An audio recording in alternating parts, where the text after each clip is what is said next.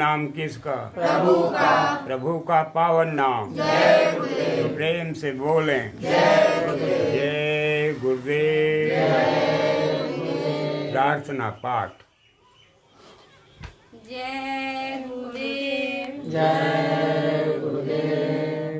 मन तू भजो गुरु का नाम, मन तू भजो गुरु का नाम, मन तू भजो गुरु का नाम, मन तू भजो गुरु का नाम। दया में हरि से नर तन पायो, दया में हर से नर तन पायो, मत करना अभिमानी, मन तू भजो गुरु का नाम, मत करना अभिमान, मन तू भजो गुरु का नाम। एक दिन खाली पड़ा रहेगा, एक दिन खाली पड़ा रहेगा, जाए बसे शमशान, भजो गुरु का नाम। जो धन तुझको दिया गुरु ने, इससे करे कछु काम, मन तू भजो गुरु का नाम, इससे कर कछु काम, मन तू भजो गुरु का नाम। अंत समय यूं ही लुट जाएगा, अंत समय यूं ही लुट जाएगा, संग न जाए छदाम, मन तू भजो गुरु का नाम, संग न जाए सदाम, मन तू भजो गुरु का नाम। यह संसार रहने का सपना, यह संसार रहने का सपना, आए किया विश्राम, मन तू भजो गुरु का नाम, आए किया विश्राम, मन तू भजो गुरु का नाम। चार दिनों के संगी सब है, चार दिनों के संगी सब है, अंत न आवे काम, मन तू भजो गुरु का नाम, अंत न आवे काम, मन तू भजो गुरु का नाम। दासे चेत करो सत्संगत, दासे चेत करो सत्संगत, भजन करो अठोयाम, मन तू भजो गुरु का नाम, भजन करो अठोयाम, मन तू भजो गुरु का नाम। यही भजन तेरे संग चलेगा, यही भजन तेरे संग चलेगा, पावेगा राम, मन तू भजो गुरु का नाम, पावेगा राम, मन तू भजो गुरु का नाम। दया में हर सतगुरु से लेकर, दया में हर सतगुरु से लेकर, चढ़ो त्रिकूटी धाम, मन तू भजो गुरु का नाम, चढ़ो त्रिकूटी धाम, मन तू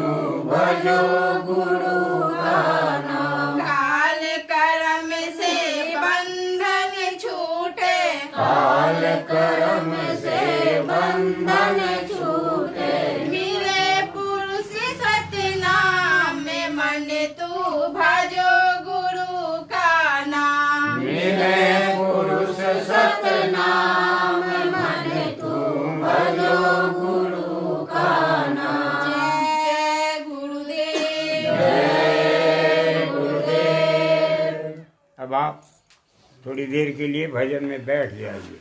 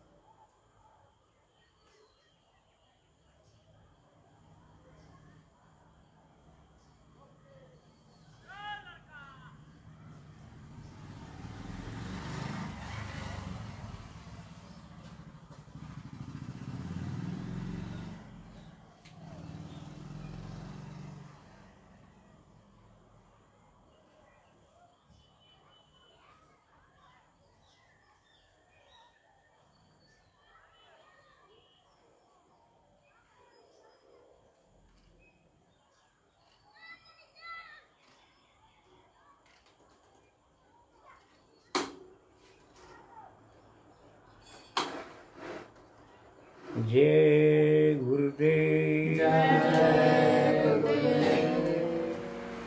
अब आप सब ध्यान की मुद्रा में थोड़ी देर के लिए बैठ जाए। जय गुरुदेव।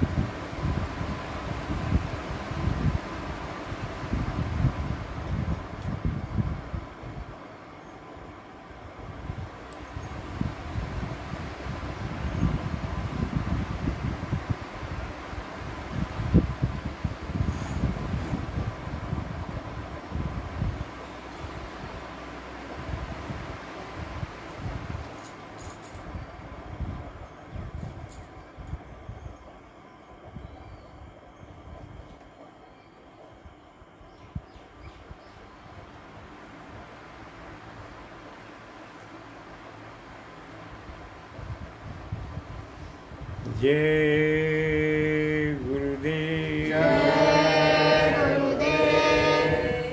जय गुरुदेव।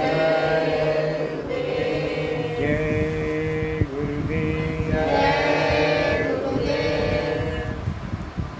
गुरु समान त्यों लोक में और नदी से कोय, नाम लिए पातक न से ध्यान किए हरि हो। गुरु को कीजे दंडवत कोटि कोटि परिणाम, कीट न जाने भृंग को गुरु कर ले आपो समान। परमार्थ प्रेमी भाइयों बहनों व बच्चों, गंभीरता के साथ परम प्रभु के संदेश को जो दिया जा रहा है आप सुने। ये मेरा कोई जाति या व्यक्तिगत या सामाजिक या पारिवारिक संदेश नहीं है।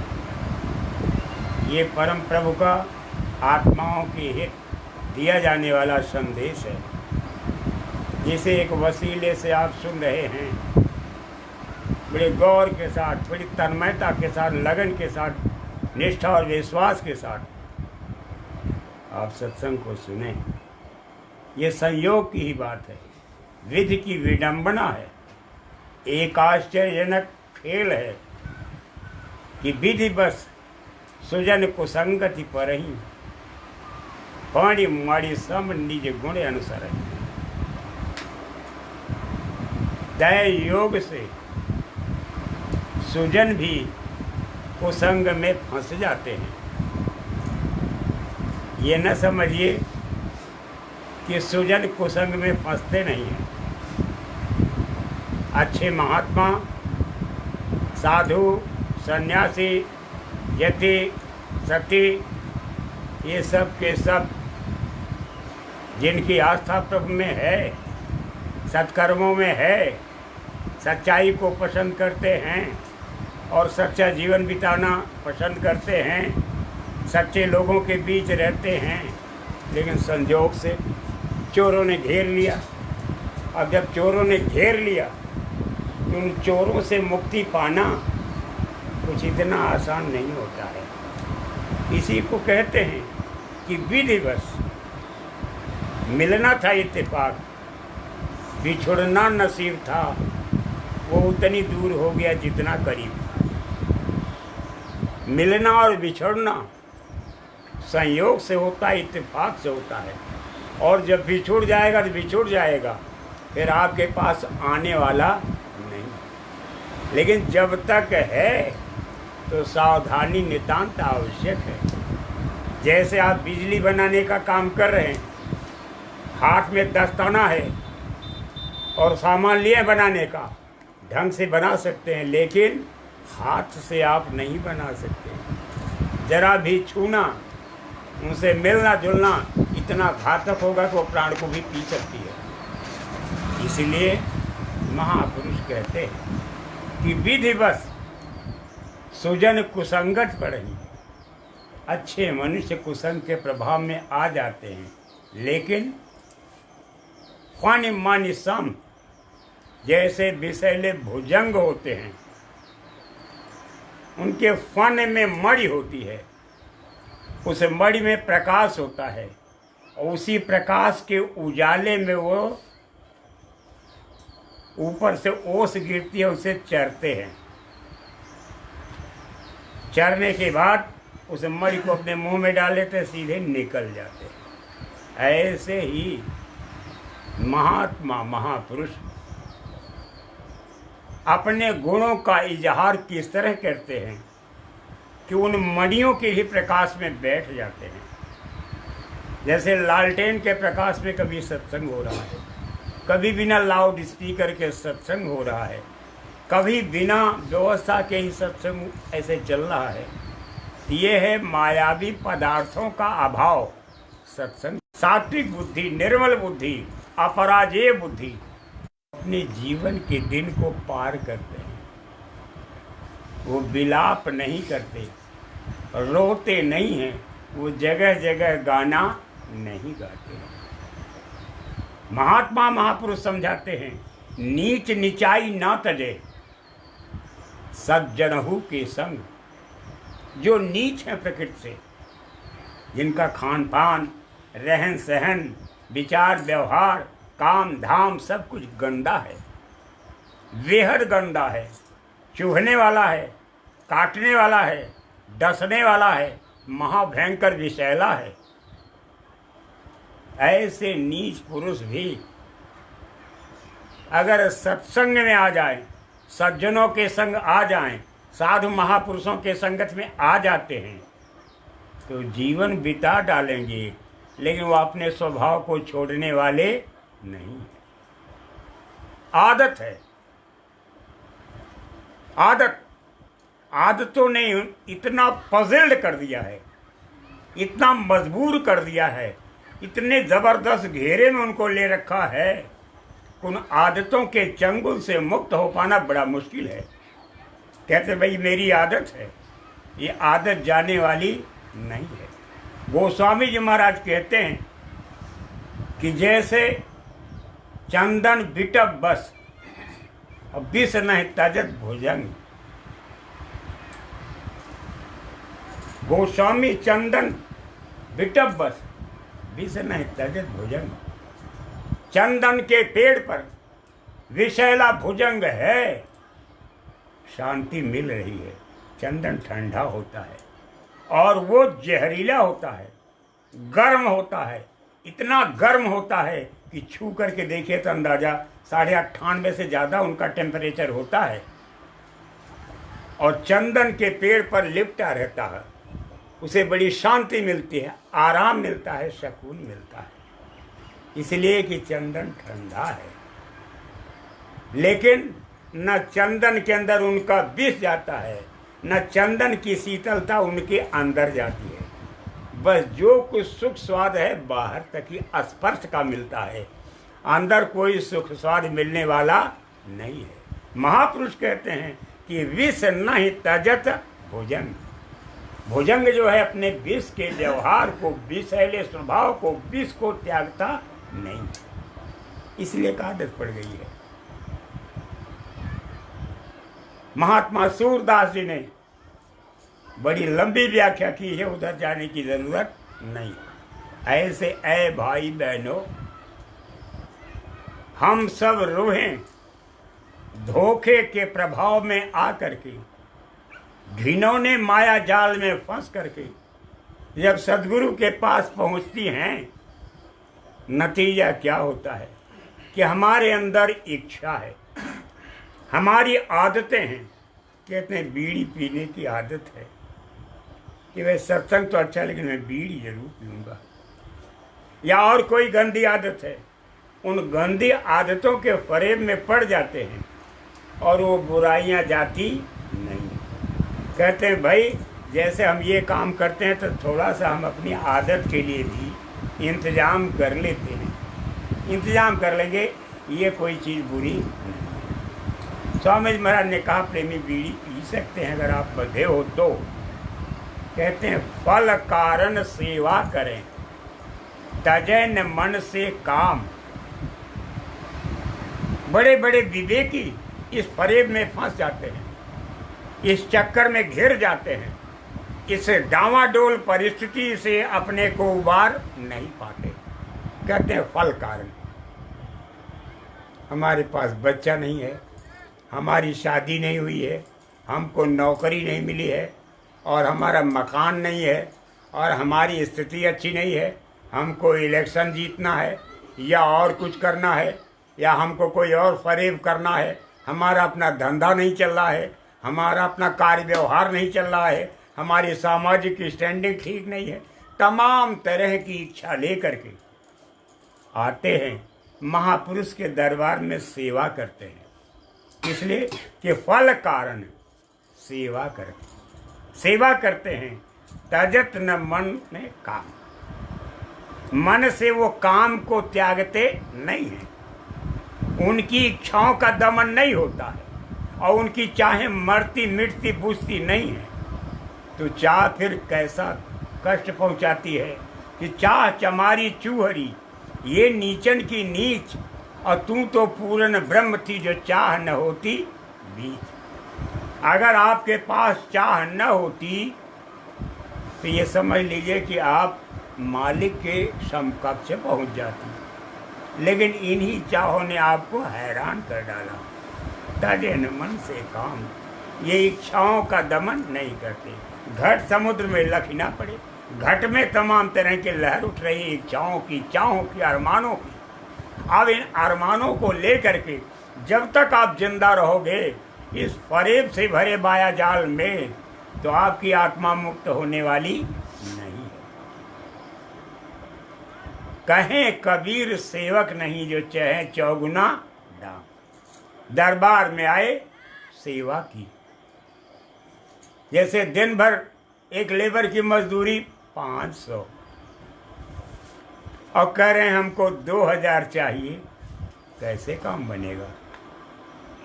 चौगुना दाम चाहते हैं, चौगुना लाभ चाहते हैं, तो ये मनोरथ सिद्ध होने वाला नहीं है। इसलिए प्रेमी भाई बहनों, आपसे प्रार्थना है कि जो आपके प्रारब्ध में है, विधना ने जो लिख दिया, छठी रात के अंक, राई घटे न तिल बढ़े रे मन रहो निशंक।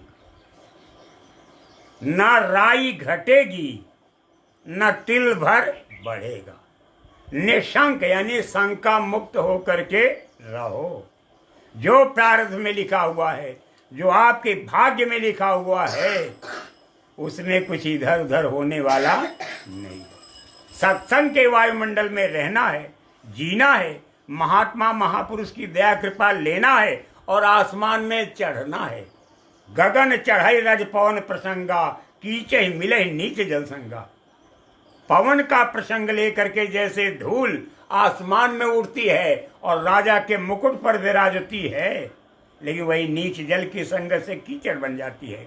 तो अगर आपको ऊंचाई हासिल करना है, परम प्रभु को पाना है, परम पद को छोड़िए, अपने चाहों को खत्म कीजिए। गिन गिन करके आप बुराइयां, कितनी कमियां हैं, कितना फरेब है, कितना कठोर माया जाल है। माया ने हमको किस कदर जकड़ा है। जब तक हमारे अंदर निर्मलता नहीं आएगी तो निश्चित रूप से न आत्म रूप का दर्शन होगा और ना ही परम प्रभु का। आत्मा का भी दर्शन नहीं, प्रभु को भी देख नहीं पा रहे हैं। इसलिए आप सबसे प्रार्थना है कि आप अपनी बुराइयों को, अपने ऐबों को, खामियों को गिन गिन करके निकालें। जब वो निकल जाएगा, मन निर्मल हो जाएगा, तो वो मालिक को प्राप्त कर लेगा। निर्मल मन सो जन मोहि पावा, और मोहि कपट छल छिद्र भावा। जिनका मन निर्मल है, बुद्धि निर्मल है, चित्त निर्मल है, अंतःकरण निर्मल है, वो मुझे प्राप्त कर सकते हैं। ये किनका बराबर भी छल छेद पसंद नहीं है। ये प्रभु का स्वभाव है। तो आप सबसे विनती है, ये प्रार्थना याचना है कि आप परम पूज्य स्वामी जी महाराज के सत्संग वचन को, जिसका विश्लेषण का दौर चल रहा है, आप बड़े गौर के साथ सुनिए। जय गुरुदेव। और बाद मरने के तो निश्चय नरक में जाएंगे। महात्मा महापुरुष कहते हैं, यदि आपने गलत काम किया, ऐबों में आप फंसे रहे, सत्संग को नहीं सुना, नाम को नहीं लिया, बुराइयों से रिश्ता जोड़ लिया, महापुरुष को धता बता दिया और महापुरुष से दुश्मनी करते रहे, तो बाद मौत सीधे नरकों में चले जाएंगी। नरक दो हैं, एक तो वहां ऊपर जिसके बारे में जमीन पर लिखा गया है, रौरव महारौरव, रक्ताब, लाला भक्त, तेल पाक, तिल पाक, गुड़ पाक, अस्पर्ण, सालमल, तमाम बड़े बड़े नरक हैं, बड़े विशाल नरक हैं। और उन नरकों की यातना, नरकों की पीड़ा इतनी भयंकर है कि मीलों मील तक रूहों के चीखने चिल्लाने की आवाज जाती है, लेकिन कोई मदद करने वाला नहीं है। एक तो वो नरक है, उनकी महिमा का वर्णन यहाँ करने क्या हो औचित्य नहीं। और एक वो नरक है कि ये 84 लाख योनियां, कबीर साहब ने कहा ये नरकों की निशानी है। ये भी नरकों की निशानी है कि 84 लाख योनियों में, इस योनि से उसमें, उसमें से उसमें, उसमें ये कटघरा है। और इस कटघरे में तमाम तरह की यातना है। चराचर जीव फंसे हुए हैं, जलचर, थलचर, नभचर नाना, और सबकी अपनी यातना है। जल की यातना अलग है, जल के जीवों को जो यातना मिल रही है उनसे पूछो, नभ में जो उड़ रहे हैं उनसे पूछो, और जमीन पर जो विचरण कर रहे हैं उनकी आप। ये भी 84 लाख योनियां जो हैं नरकों की एक यातना है।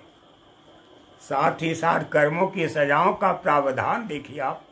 ये अंधे, काने, कोढ़ी, लूले, लंगड़े, बेहरे और तमाम तरह के अपाहिज और तमाम तरह की यातना की जिंदगी गुजारने वाले लोग, यह पीड़ा, ये तकलीफों का दंश झेल रहे हैं।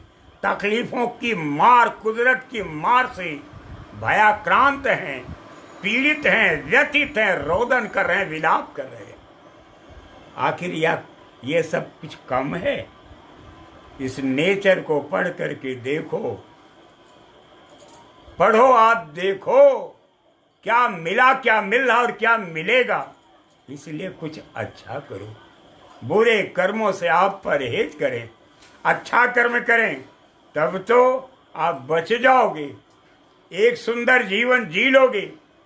अगर पुण्य कर्म किया तो चले जाओगे स्वर्ग और वैकुंठ में, और पुण्य छीणे मृत्यलोक, पुण्य नष्ट होगा तो मृत्यलोक में आओगे, और यहाँ केवल मनुष्य शरीर मिलेगा और ऊंचे लिबास, ऊंचे पोशाक और ऊंचे महल और मकान मिलेंगे, गाड़ी घोड़ा असबाब मिलेगा, और जो वो भी वक्त डूब जाएगा। आप गुनाह करोगे तो फिर 84 की धारा में बह जाओगे। ये मनुष्य शरीर भाग्य से मिला है।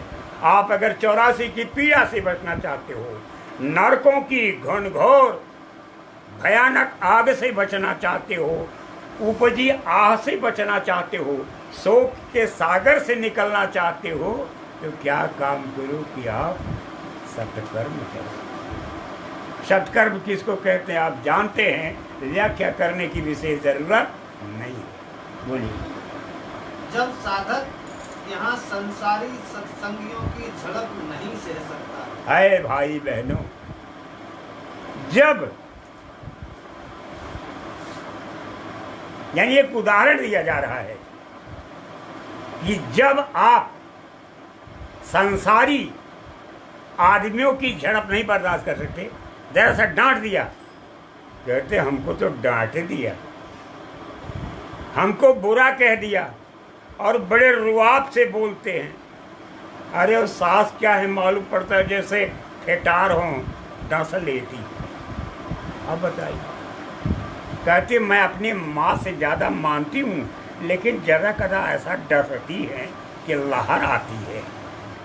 अब बताइए, उधर सास कहती है कि बहू मेरी बड़ी खूबसूरत है, लेकिन प्राण पी रही है हमारा।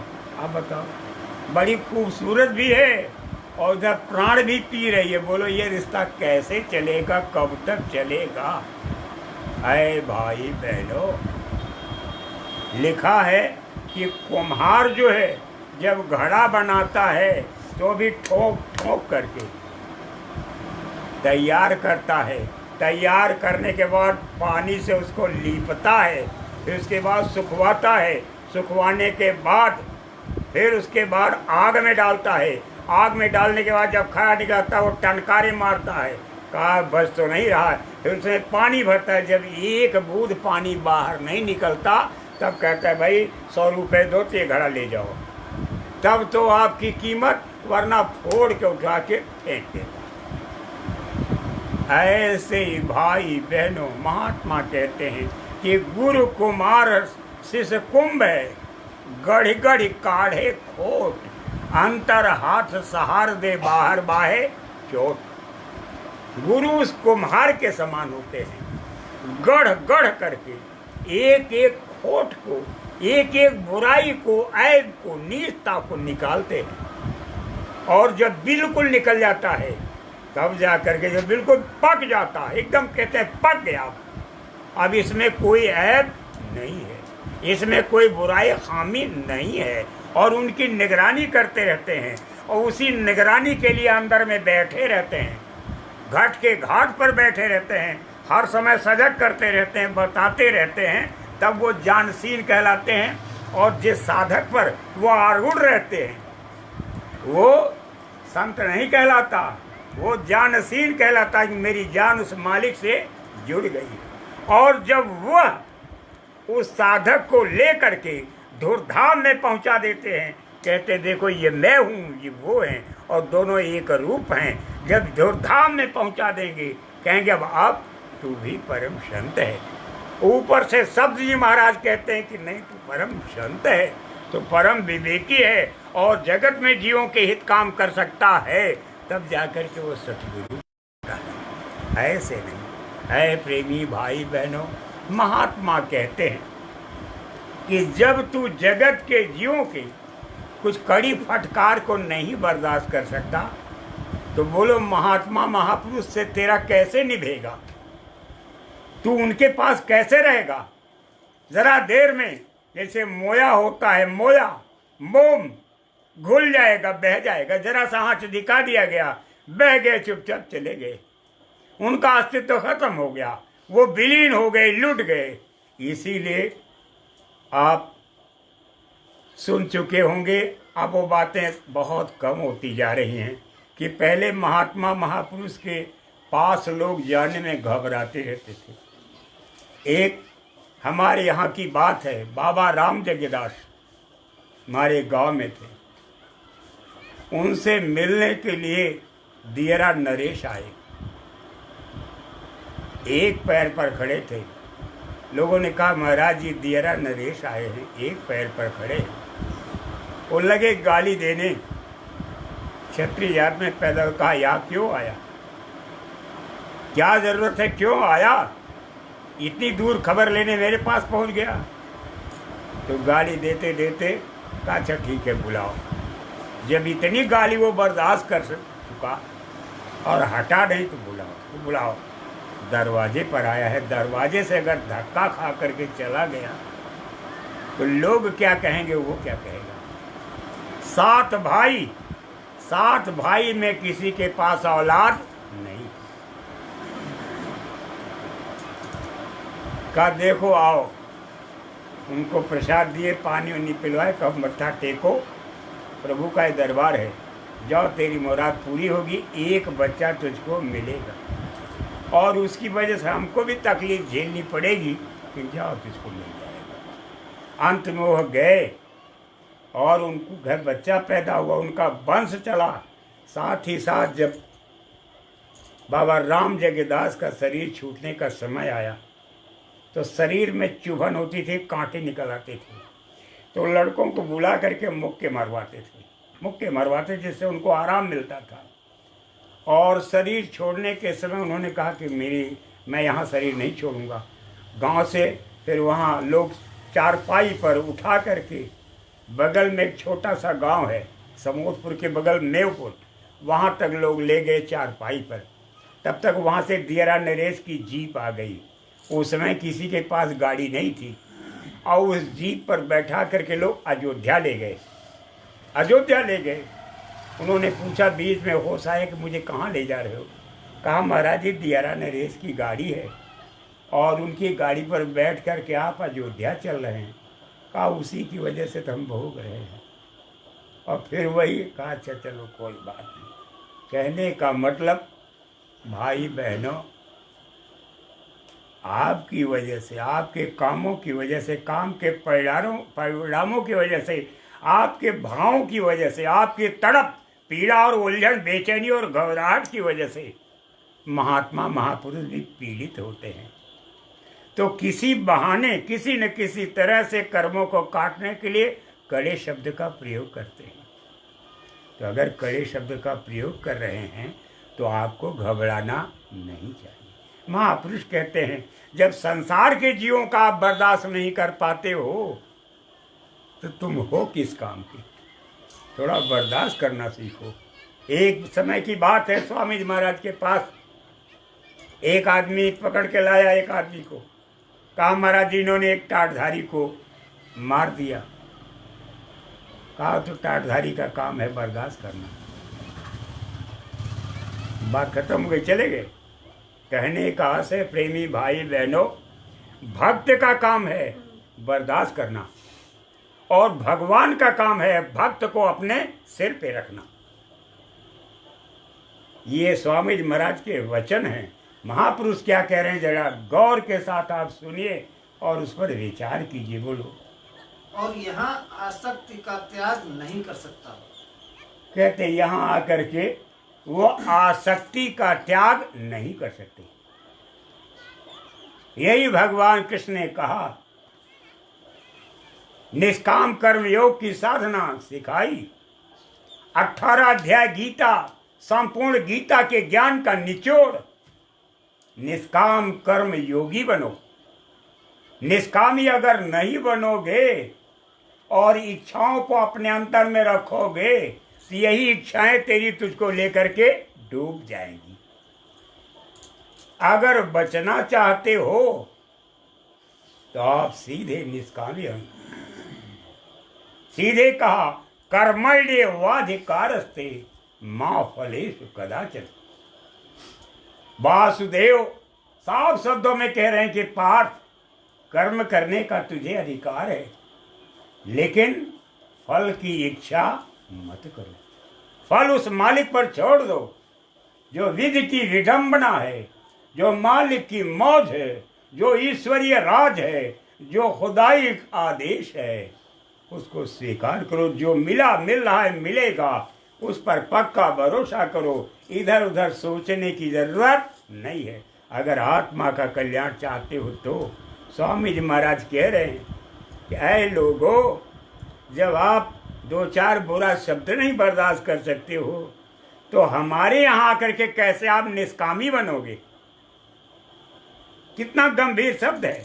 कैसे इच्छाओं को त्यागोगे, कैसे चाहों से मुड़ोगे, कैसे परमात्मा की तरफ चलोगे, कैसे चढ़ोगे, कैसे शब्द को पकड़ोगे और कैसे मालिक के महल में डेरा पाओगे, कैसे चलोगे। सोचनीय विषय है।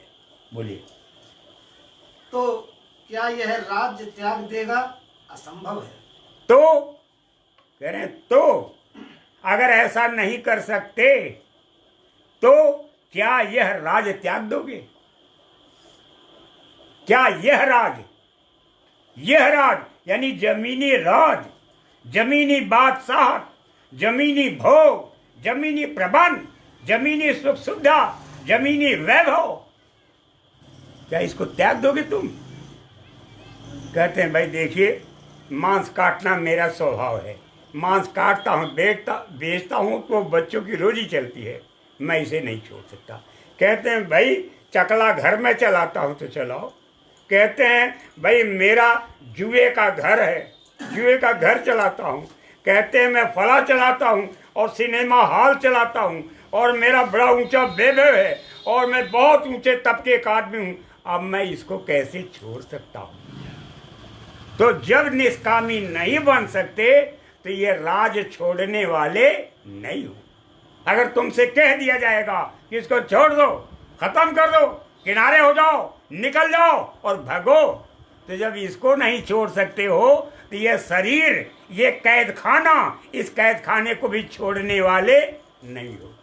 कहते हैं कि भाई बहुत अच्छा खाने को मिलता है, सुनने को मिलता है, देखने को मिलता है, गाने को मिलता है और तमाम तरह का भोग विलास मिलता है और स्पर्श का सुख का साधन मिलता है। तो ये सब इस काल की कैद कोठरी में जो आनंद भोग रहे हो, ये कैसे तुम छोड़ोगे? ये बहुत बड़ा प्रश्न जीव के सामने खड़ा है। स्वामी महाराज कितने प्यार के साथ समझा रहे हैं। बोलिए। यदि साधक मालिक के पास पहुंचना चाहता है, महापुरुष कहते हैं, यदि, इसी को उर्दू में कहते हैं अगरचे, तेरे अंदर शौक है, बादशाहत करने की इच्छा है, उस मालिक की मजलिस को देखना चाहते हो, मालिक के महल को देखना चाहते हो और वहां के आनंददायी सुख का दर्शन करना चाहते हो, तो क्या काम करो? साफ हिदायत, इसमें जरा भी बारीकी नहीं है। करें महात्मा की बात मेरी समझ में नहीं आ रही है, ऐसी बात नहीं है। हिंदी में लिख रहे हैं और हिंदी में बता रहे हैं और ये विश्लेषण भी हिंदी में चल रहा है, कहीं अंग्रेजी में नहीं। अंग्रेजी में चलता तो आपकी धारे मुड़ जाती, आपकी बुद्धि काम नहीं करती। प्रेमी भाई बहनों, जरा समझो आप। हाँ, तो उसे खुलकर नाचना होगा। महापुरुष कहते हैं कि अगर वहां चलना चाहते हो मालिक के महल में, तो खुलकर का मतलब होता है ओपन हार्ट। अपने मन की मलिनता को त्याग करके, मन के वैभव को, मन के भोग विलास को, मन की कैफियत को, मन के सौंदर्य को त्याग करके खुल करके नाचना होगा। अगर खुल करके नहीं नाचोगे तो वो मालिक प्रसन्न होने वाला नहीं है। वही मालिक जो 8वें अटा की अटारी पर बैठा है, जो पीरे हक है, जिसको तमाम नामों से लोगों ने पुकारा है, वही मालिक जब शब्द रूप में साधक के अंदर प्रवेश कर जाता है तो उसका रूप बन जाता है। आप दोनों इन रूपों को कैसे प्रसन्न कर सकोगे?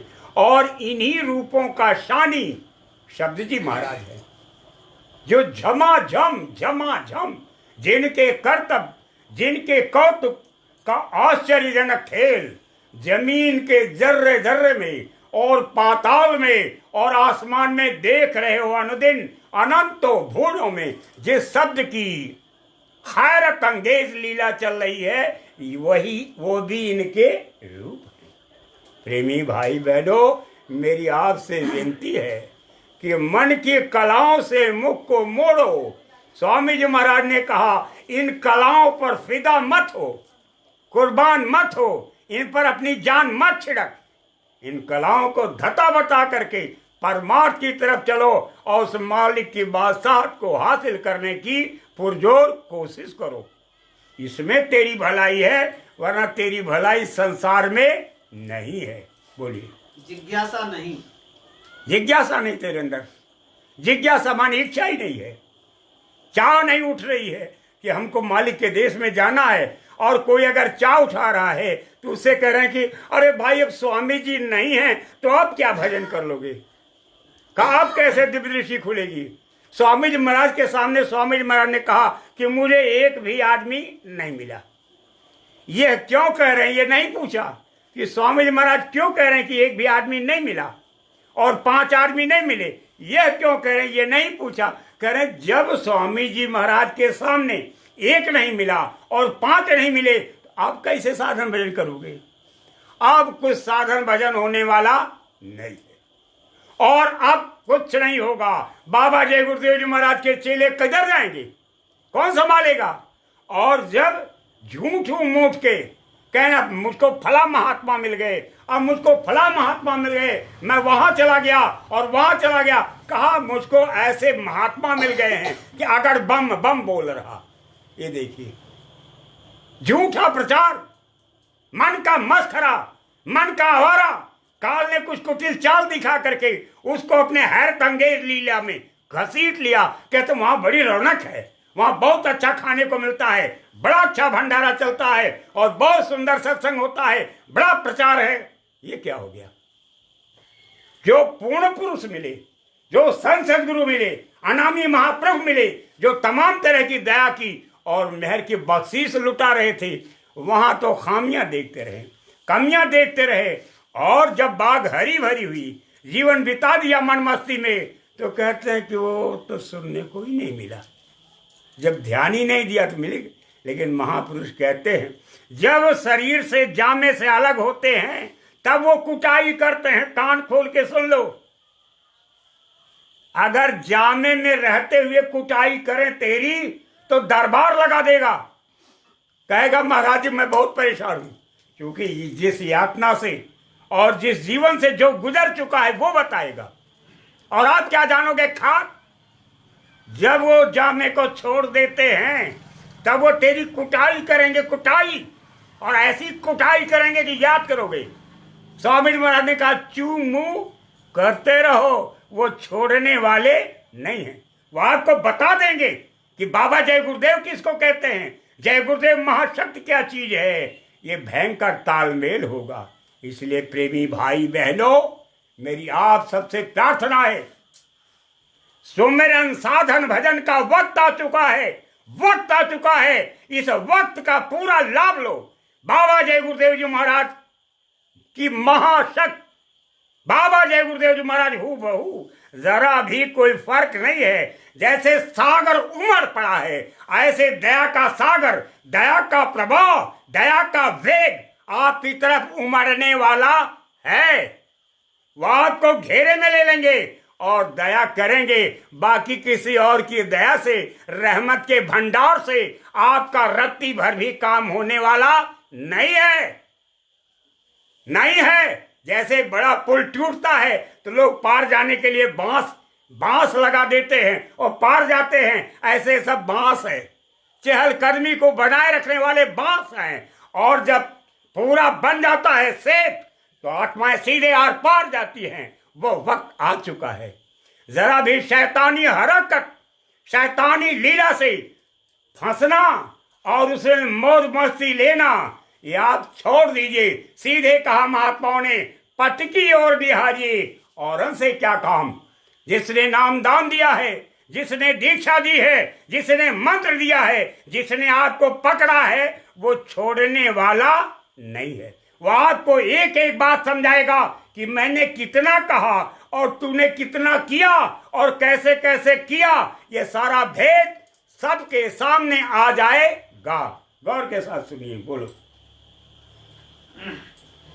मालूम होता है कि साधक में प्रेम के मिलने की खोज पैदा नहीं हुई। महापुरुष कहते हैं मालूम होता है। कैसे मालूम होता? पढ़ने से, देखने से, सुनने से, समझने से और आपको गले से लगाने से।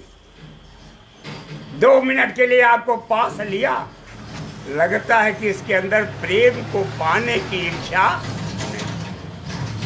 ये प्रेम को पाना नहीं चाहता। अब प्रेम किसको कहते हैं?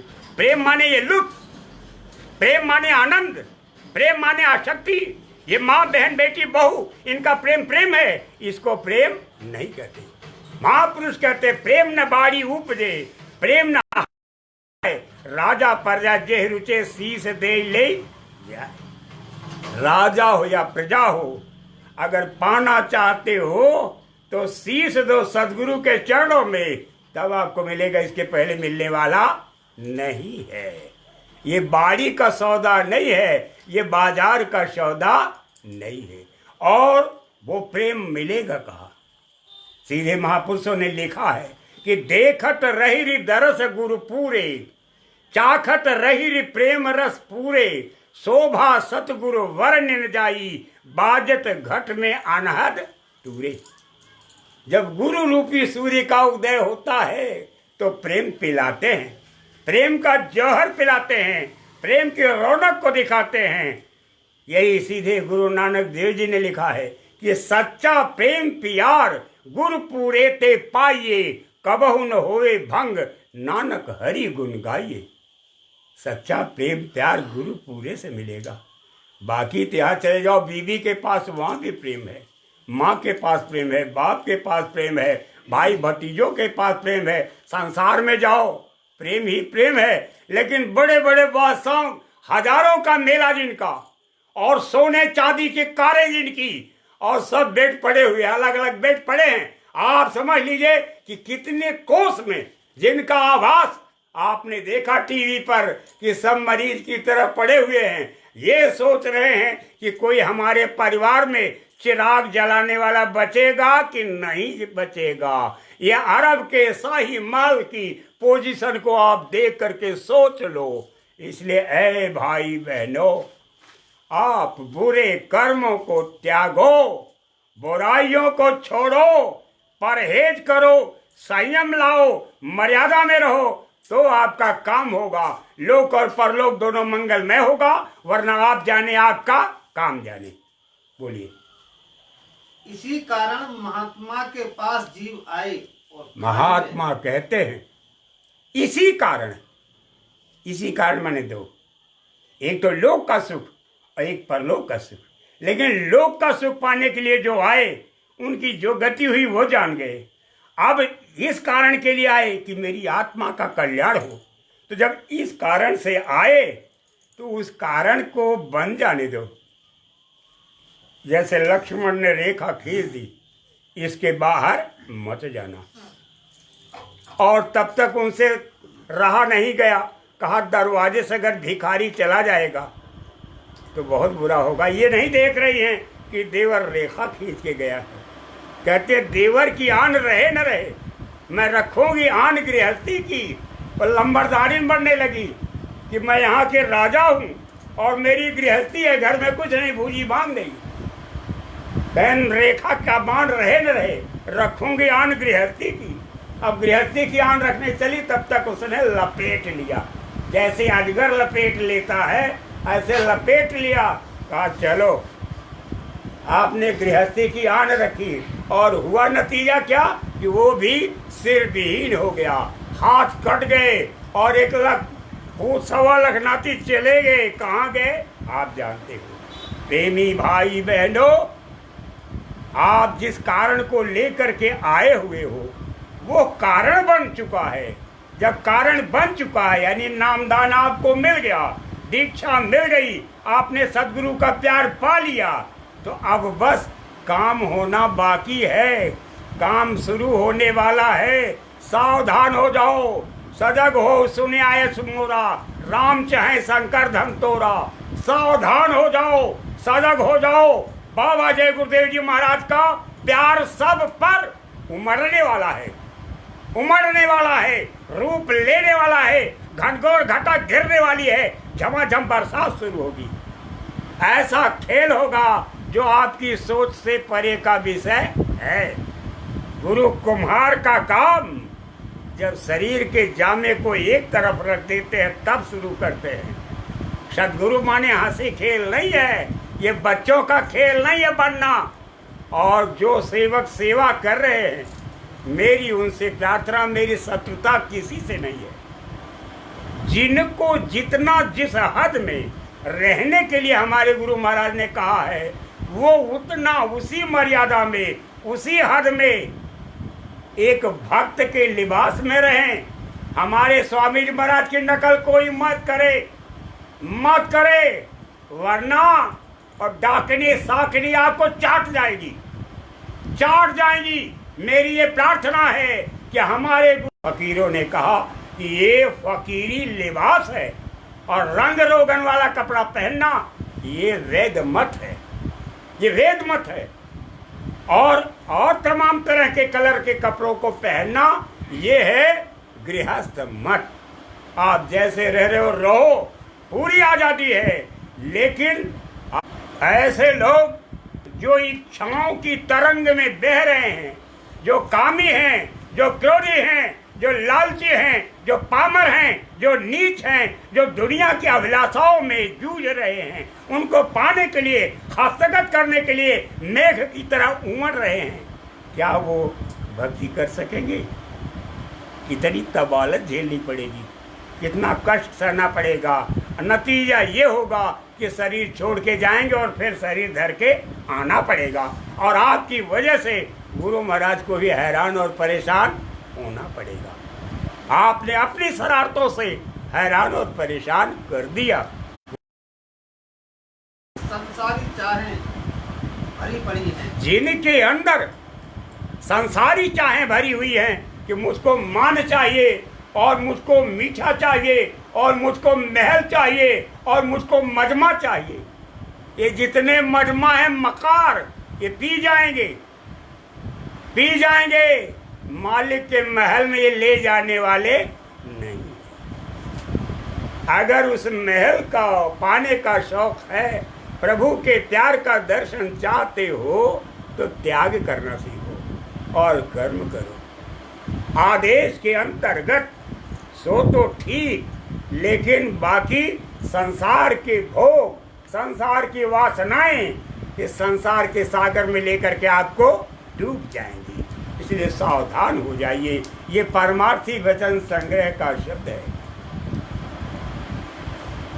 और उन्हीं चाहों को पूरा करने हेतु वे महात्मा के पास वर्षों तक पड़े रहते। उन्हीं चाहों को, जिन चाहों को लेकर के आप हैरान और परेशान रहे, उन्हीं चाहों को लेकर के महात्मा के पास, चाहे यहाँ रहें चाहे वहाँ रहें, चाहे वहाँ रहें चाहे वहाँ रहें, वही काली देह के नाग हैं। ऐसे नागों से सावधान। देह बदल दोगे, सरिता बदल दोगे, लेकिन उनका स्वभाव जानने वाला नहीं है। इसलिए ऐ भाई बहनों, आप अपने पुराने गंदे रूखे फीके मन को लूटने वाले, मन को डसने वाले, मन को मजा की तरफ प्रेरित करने वाले इस पुराने स्वभाव को आप छोड़ दें। ये मेरी प्रार्थना है।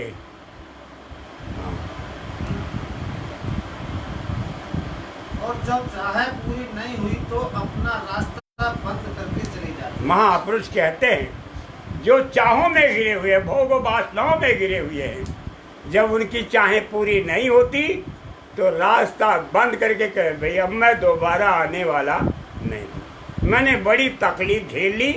अगर स्वामी जी महाराज के सामने ऐसी बात ना आई होती तो स्वामी जी महाराज लिखते क्यों? अनायास नहीं। ये ऐसी बात नहीं कि कोई कारण बन गया। ऐसी समस्याएं अनुदिन निरंतर लोगों के सामने आ रही हैं, पीड़ा पहुंचा रही हैं। अगर इन इच्छाओं को की पूर्ति के लिए आप तड़प रहे हो तो फिर समझ लो कि काम बनने वाला नहीं है, काम बनने में देर होगा।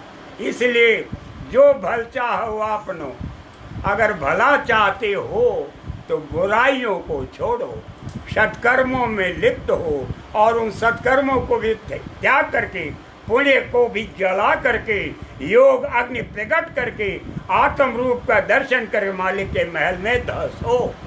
यही मेरी प्रार्थना है। कहने सुनने में अगर कोई गलती हो तो क्षमा करना। बोलिए। हो गया? अच्छा, कल शाम को 6:30 बजे से और 7 बजे तक ये क्रम तब तक चलता रहेगा जब तक कि मैं एक जगह और मौजूदा कानून के अंतर्गत मैं भी नियम का पालन कर रहा हूँ। और इसी बीच जिसका भोजन ले रहा हूँ, जिनकी सेवाएं ले रहा हूँ, जिनका प्यार ले रहा हूँ, उन प्यार के एवज में कुछ न कुछ अपना धर्म है। इसलिए एक दौर चल रहा है। मेरे कहने सुनने में अगर कोई गलती हुई हो तो आप सब क्षमा करना। आरती सुने। जय गुरुदेव। जय गुरुदेव।